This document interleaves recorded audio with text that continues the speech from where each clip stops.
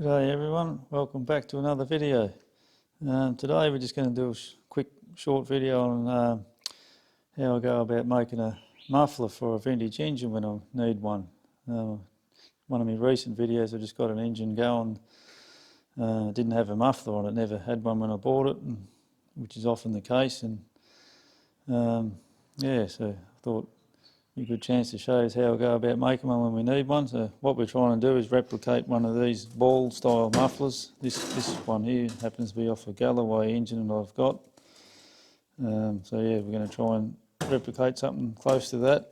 I was at the scrap yard yesterday and saw these gas bottles lying around. I thought they'll be handy, I can make use of those. So this one here, as you can see, is very close to the exact diameter and dome as this original, but the one I want to use today for the particular engine I'm working on, this one's probably more closer to the size I want to make. So normally I would just cast one like this, because I've got the ability to cast things, but at the moment I need a new crucible for my cast iron and waiting for one to turn up. So I've got to do it the old way they used to do it. So, and that's probably how most people would have to do it. Not many people have got the ability to cast things. So yeah, anyhow, we'll start chopping this up and we'll show you how we go about it.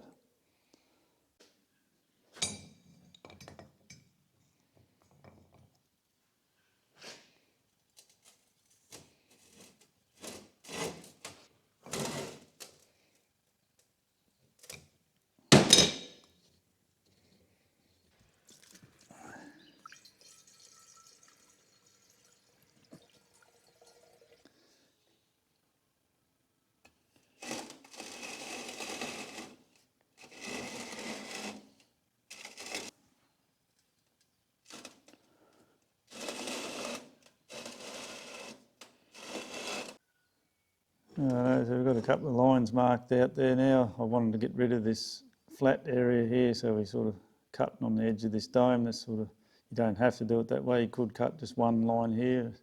It's just I'm being a bit fussy. I want to try and just make it close to the original as I can. But yeah, also this water pipe fitting here, that happens to be the right size and thread for the engine that I'm putting this on, so that'll get welded on there like that. So I'll have to cut a bigger hole here, of course, and weld that on there. So we'll also do that.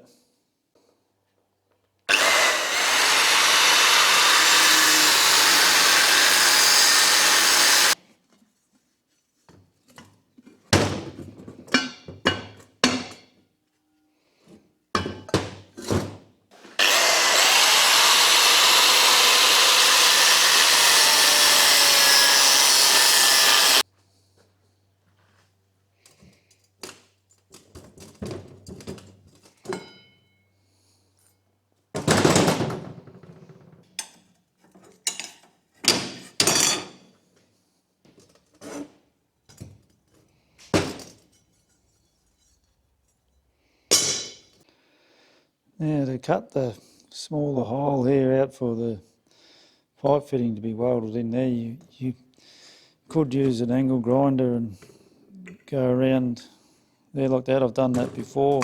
It does work, but it's a bit tricky. Or you could drill a whole series of holes in there and knock that out. But I've got a plasma cutter, so that's what I'm going to use for that. And it makes it easy to cut a nice hole out of there. So that's what we'll do next.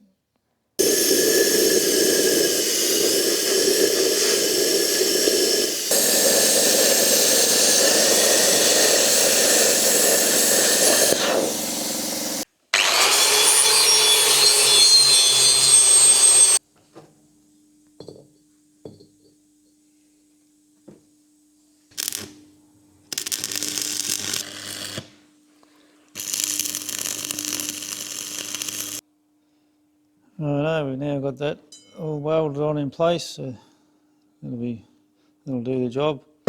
One other modification I sometimes do with these mufflers that's different to an original is I cut a piece of steel plate. That's just a bit of thin gauge metal plate off an old purl, and I had lying around. I cut that off and I put that in there like that and just weld the corners, and it just takes a bit of the bark out of the the engine so it's not quite so loud. It seems to quieten them down a little bit.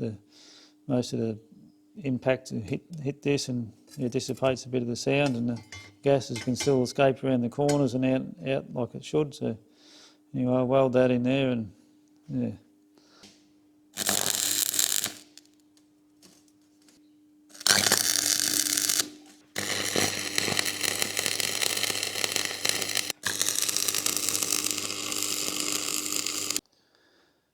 Right, what I'm going to do now is I've got this bit of flat iron that I've just cut out of a piece of an old star picket, and just going to weld that on there and slowly bend it around, and that'll create a flange all the way around the outside of here where we can bolt the two halves together then. So I'll get that welded in place and then we'll do the other side. Alright, now I've gone and cleaned this one up a fair bit off camera, and yeah, it's all smoothed out and pretty much done. So do the other half now. These dome sort of shapes can be really hard to hang on to in a vise. There's no really good way to grab hold of them, so what I'll do is I'll just temporarily weld this bit of old tubing on here to hold it in the vise, and then cut it off when we're finished. Righto, after a fair bit of welding, grinding and cutting, we've got two halves made. What we're going to do now is drill some holes and put some bolts through it, and it'll be just about done. So I'll put 3 bolts in it, and I've got this timing plate here that I'll use to divide it up to even portions, and then mark out some holes, and we can drill it and put some bolts in there.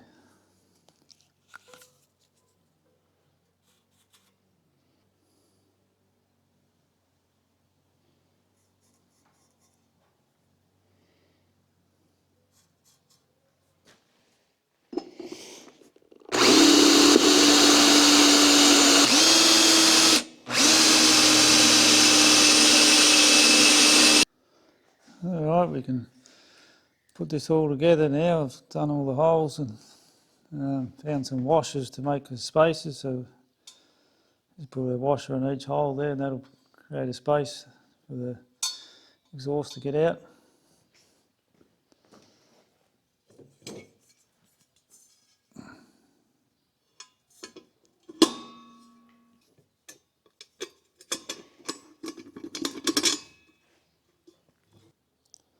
Anyway, there it is, we've pretty much finished.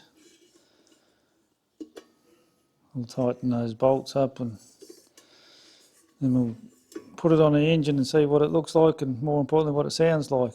Hopefully it takes a bit of the crack and bark out of the exhaust note. So I'll trim these bolts off a bit shorter too, I think. One other trick I need to do this is these modern zinc coated bolts that you get. There's an easy trick to get rid of that off there and make them look old again. That'll be subject for another upcoming video. I'll go through how to do that with galvanised parts, and any zinc plated bolts you get. There's an easy way of getting that off there. So anyway, I'll put that on the engine, we'll see what it's like.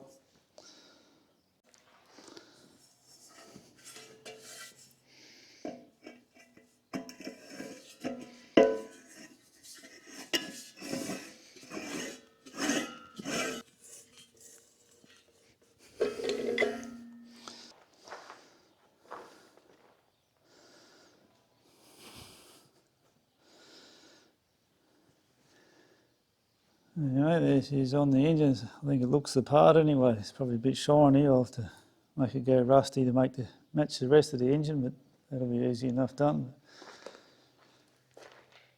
Interesting to see what it sounds like now. We might fire it up and just give it a try.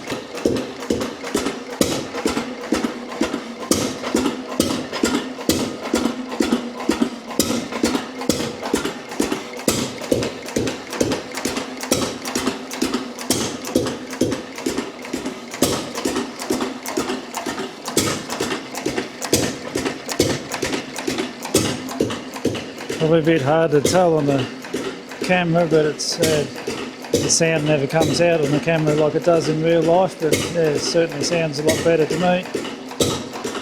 Anyway, that'll be the end of the video. Yeah. Thanks for watching, and we'll see you in the next one.